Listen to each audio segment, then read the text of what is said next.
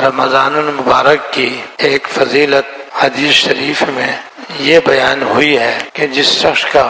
ماہ رمضان سلامتی کے ساتھ گزر جائے گا اس کا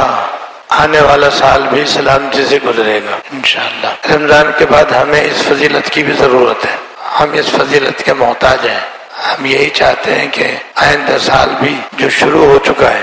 عافیت کے ساتھ سلامتی کے ساتھ نصیب ہو، دینی اعتبار سے بھی دنیاوی اعتبار سے بھی۔ اس کے لیے ہمیں چند کام کرنے ہوں گے، اگر ان کاموں کی ہم پابندی کریں گے تو انشاءاللہ تعالی یہ نیا سال بھی ایسے ہی مبارک ہوگا جیسے رمضان شریف کا مہینہ مبارک تھا اور ہمیں نصیب ہوا الحمدللہ۔ کئی جمعوں سے وہی اعمال بیان کیے جا رہے ہیں اور ان کا زیادہ تر تعلق رمضان ہی سے ہے کہ رمضان شریف میں ہم وہ اعمال کر چکے ہیں، لہذا اب ہم رمضان شریف کے جانے کے بعد بھی ان کی حتی الامکان پابندی کریں تو انشاءاللہ یہ فضیلت بھی حاصل ہو جائے گی۔ اب تک میں نے جو باتیں بیان کی ہیں ان کا خلاصہ بتلا دوں، کیونکہ ہمارے اور آپ کے یہاں جمع ہونے کا بنیادی مقصد ہے اپنی اصلاح، اپنے اخلاق و اعمال کی درستی، اور حقیقت میں حضور صلی اللہ علیہ وسلم نے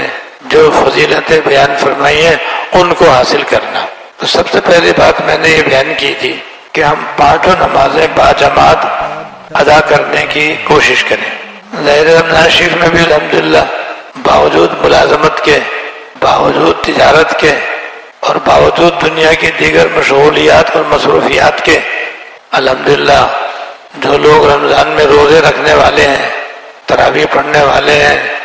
دیگر نیک اعمال کرنے والے، انہوں نے نماز باجماعت پر خاص توجہ دی تھی۔ لہذا جس رمضان میں جماعت کی پابندی کا خاص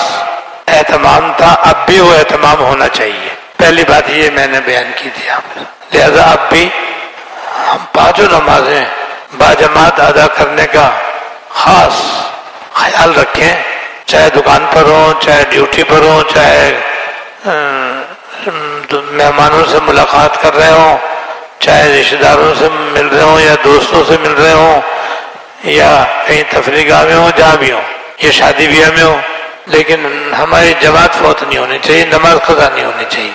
دوسری بات یہ بیان کی تھی کہ روزانہ کچھ نہ کچھ قرآن شریف کی تلاوت ہونی چاہیے۔ جیسے رمضان شریف میں صبح شام قرآن شریف کی تلاوت جاری تھی اور ماشاءاللہ زیادہ سے زیادہ قرآن شریف کی تلاوت کا معمول رہا، اب رمضان کے بعد مقدار چاہے اتنی نہ رہے، کم ہو جائے، لیکن پابندی رہے کہ روزانہ سویرے ہم کچھ نہ کچھ قرآن شریف کی تلاوت کرنے کی عادت ڈالیں اور رمضان شریف کے اس معمول کو برقرار رکھیں۔